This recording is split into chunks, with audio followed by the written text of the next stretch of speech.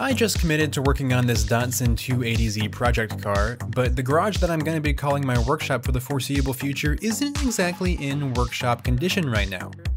My old workspace, the big red barn at my parents' house where I've had so many great memories. Ow, f***ing shit. God damn it! What the f***? Has now been completely cleared out and relinquished back to my parents because my girlfriend and I bought our own home. And having our own place has been absolutely wonderful. Besides the old man that lives in the attic.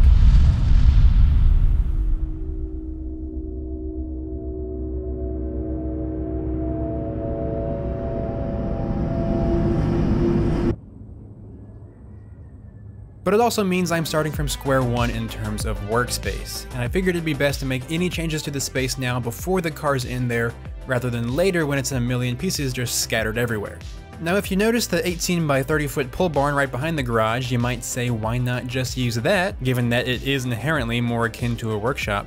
But the only thing holding this together is just sheer will. The thing is at least 50 years old, and every single post that was just stuck in the dirt when it was built has deteriorated due to both wood rot and termite damage to the point where maybe 10% of it is actually still in the ground. I genuinely have no idea how this thing is still standing. So, the garage it is. But the termites didn't leave this unscathed either. It looks like some boards have been replaced here, part of this stud too, and there's slight chunks missing from some parts of the 4x4 sill plates and corners of some other studs, but nowhere near as bad as the barn. The vast majority of the framing here is perfectly fine. But while there's no signs of termites now, one of the first things Elisa and I noticed back when we first bought the house were the ants. If you look very closely, you just might be able to make out the ant pile coming out of the wall. This was because the ground outside was basically right up against the base of the siding, completely encroaching the foundation. It was essentially just an expressway for ants to get in. But after digging all of that out until there was at least 3 inches of the concrete showing, and committing a small act of insect genocide, the infestation issue should now be more than taken care of. Over the next few months though, the garage kinda just sat as it was, and was really only used as storage for lumber for our kitchen renovation, and then later for trash for that same renovation. And when I brought over some other toys, storage for those too. Basically sat like this for a very long time, but around June of 2022, I got back to work to tackle the 2 biggest problems with this space. 1, serious electrical issues, and 2, unoptimized space due to this giant wall. The whole building is 26 feet by 20 feet, however the partition divides it into one 19 by 20 section and another 7 by 20 section. And if that layout alone wasn't bad enough for you, on the wall you will find no door, which means you're gonna have to walk all the way around to get from one section to the other. So this wall needs to go. But I can't do that until I can see what I'm doing in here. The big fluorescent shop lights have been cut, so the only lights in the whole garage were the one above the desk and a single light bulb in the side room, which looks to have caught fire at some point. That's fun. But also, we're not even a quarter of the way down the electrical rabbit hole yet. Not only are there overhead wires coming from the house that branch off inside the garage into a rat's nest of antiquated knob and tube wiring, completely foregoing any electrical panel or fuse box, but there's an additional underground set of wires also running into the garage and directly to this outlet. And you're not supposed to have 2 different wire feeds into one building. Now, the small part of the garage used to be used as the laundry room, as we can see by the water lines and dryer vent here. So I understand why they added a higher voltage 220 run for the dryer. However, the use of this outlet as a junction box, daisy chaining a bunch of janky wiring onto it, I just can't forgive. The green wire goes up the wall, across the ceiling, and then through that wall, out the other side and all the way around to right over here and goes into this outlet. And this also is a 220 outlet, probably for like a welder or something for the main part of the garage here. But also the fluorescent lights are tied in to this outlet, but just off one leg of the 220 system. And that's not how you're supposed to do it. And it's the exact same thing for this outlet here over in the side room, which is just connected, again, to just one leg of the 220 system, which is not what you're supposed to do. So to mitigate the amount of NEC violations I currently have, the plan is to completely nix the overhead wires and use solely the underground run to feed a dedicated sub-panel that'll go right here. And once that's there, I can make proper circuits for the lights and everything else. The kind of panel I bought is a recessed style meant to fit perfectly between two studs, which nowadays is standardized at 16 inches apart measured from center to center, but the garage, being built at some point in the 50s or 60s, has studs 24 inches apart. So at least one new stud has to be added to make up that gap, but the existing stud next to the power feed that I wanted to use is one of the ones with termite damage. So I'm actually going to have to add in two. And luckily, every single stud in the garage is exactly 7 feet. So cutting this one to length and toenailing it in was easy enough. Toe screwing? I don't know. Now, removing the existing stud was tricky though, because one, it had a wire running through it, and the oscillating tool I was using here was plugged into the outlet fed by that wire. Probably not very smart of me, but I was careful.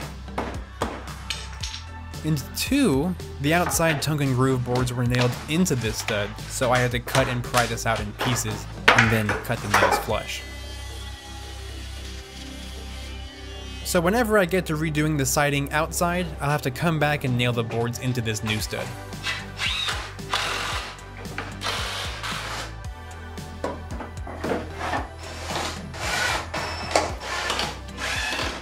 Nice. I don't know why I did have the light off. So after mounting the new panel in place, the next step was hammering in a grounding rod. All 8 feet of it. Yeah. Yeah. You are so close. That's good enough for now.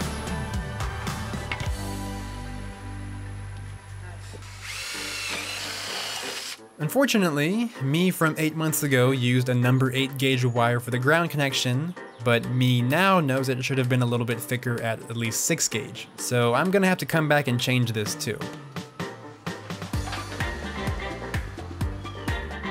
And if it wasn't yet clear, I had never done any kind of wiring like this before. Lots of experience with 3D printers, Iron Man helmets, and cars, but never with stuff that can kill you. I'd seen a million videos on the process, so I knew exactly what had to be done, but theory is always different from practice.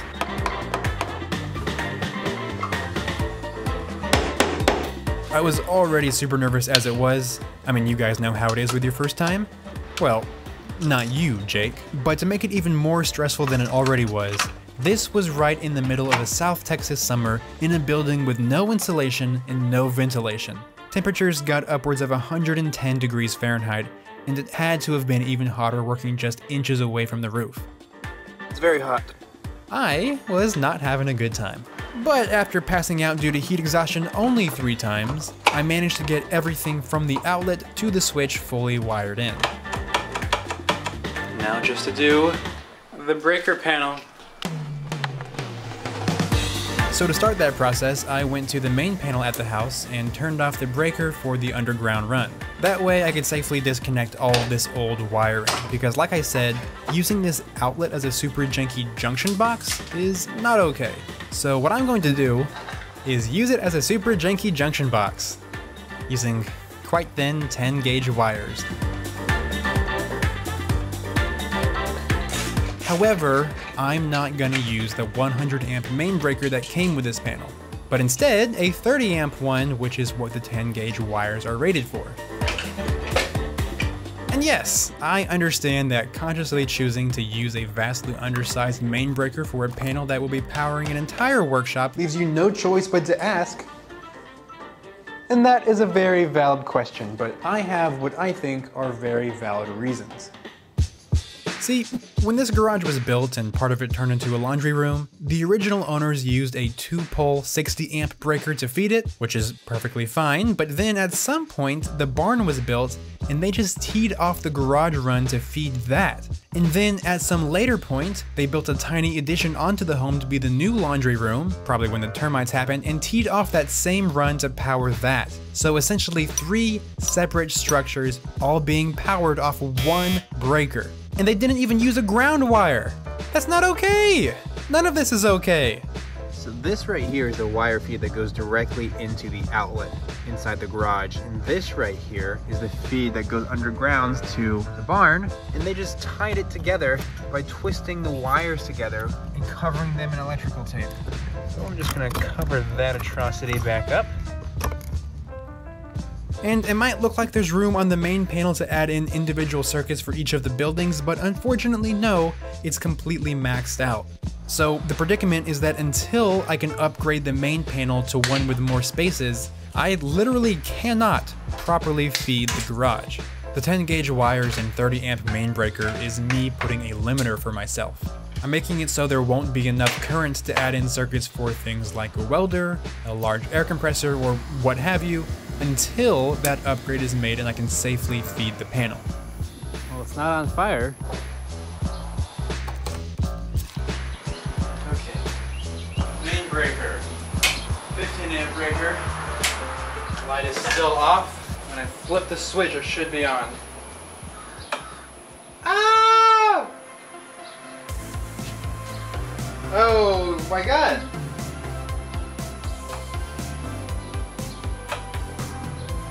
I did it! Oh, I did it! Heck yes! What I'm doing now isn't ideal, definitely not, but it makes it so the garage is at least somewhat functional for the time being. There's going to be more than enough current to run the occasional power tool for the renovation, and especially enough to run these LED shop lights, with each of which drawing less than 1 amp. So I'm not stressing too much. Only a little bit. Oh my god. Oh my goodness. There's actually light in here. These lights are 7,000 lumens each, which is just bright enough to illuminate how much of an eyesore that trash pile is. So I did what any respectable person would do and turned that trash pile into a trash wall. I also realized that on the rafter tie was a horrible spot for the lights.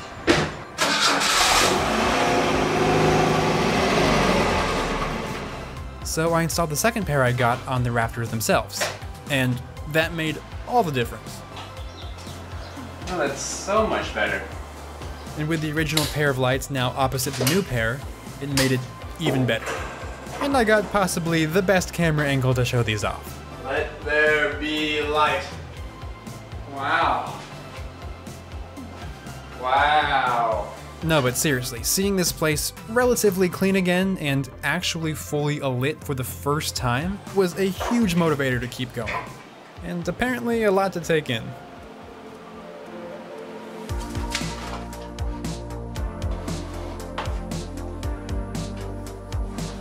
This existing receptacle here is honestly complete garbage and isn't going to stay long term, but it has been what's powering our outdoor string lights. At nighttime, it's pretty much impossible to see without them.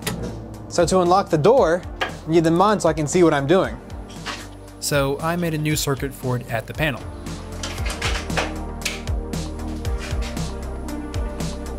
Nice. This works too.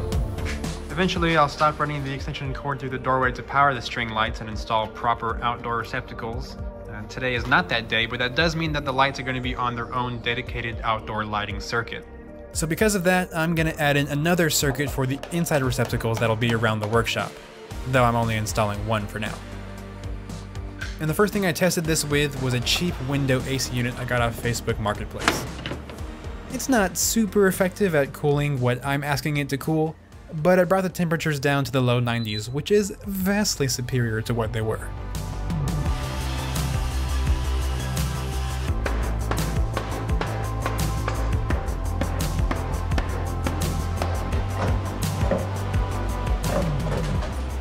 Now this paneling on the wall is still good for the most part and can absolutely be repurposed, so I did my best to be as non-destructive as possible when removing them.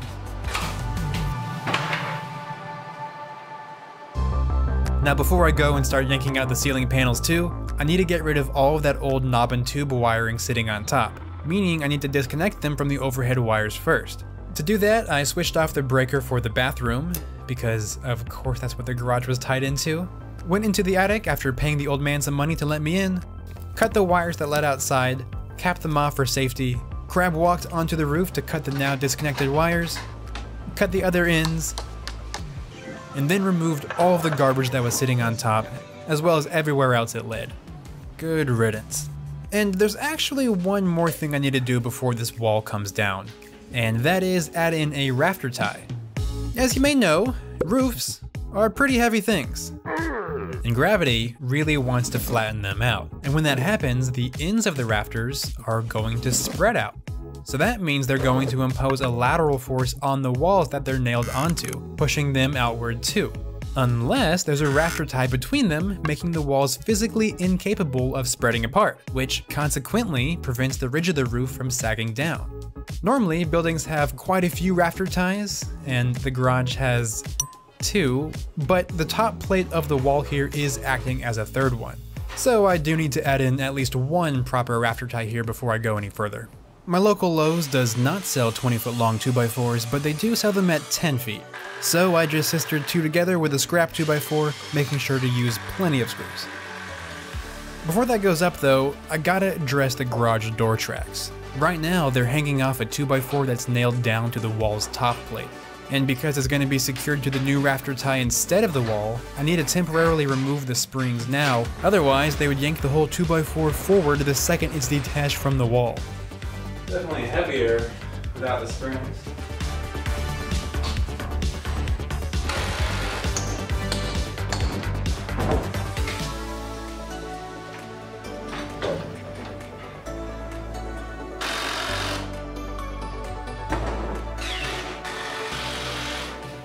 Alright, so with the rafter tie finished and garage door tracks relocated and springs reinstalled, Beautiful. we're good to move forward.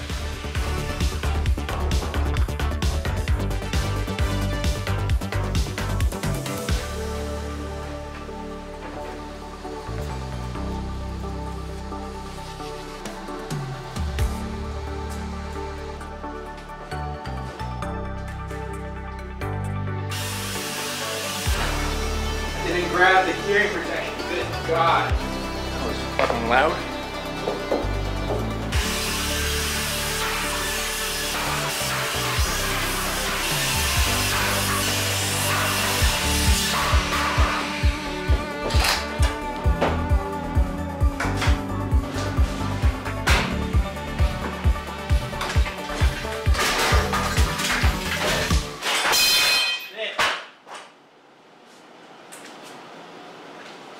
What's up, guys?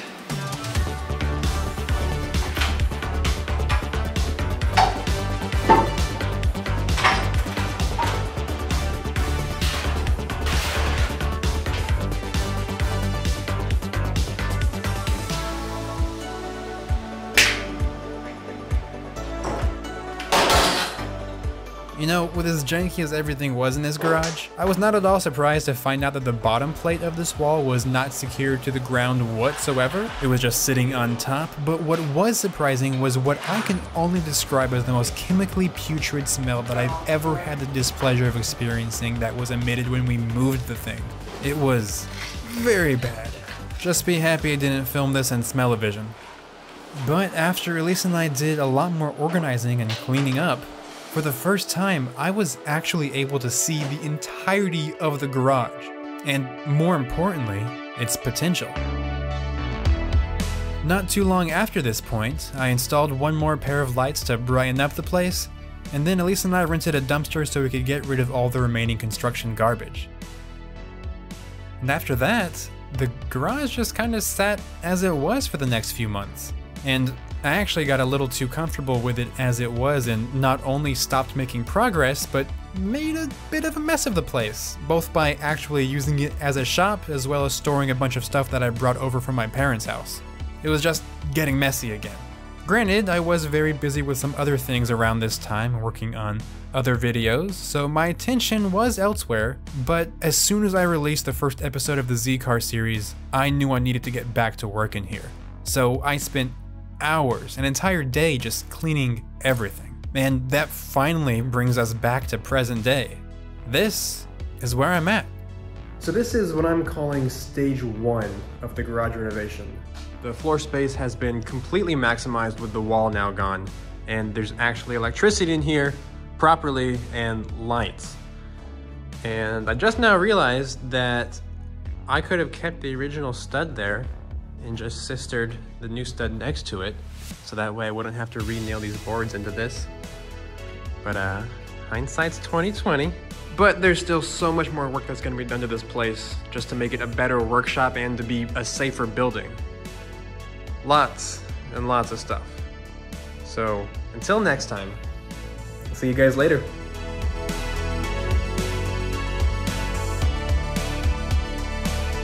You look so like a golem, like a little creature.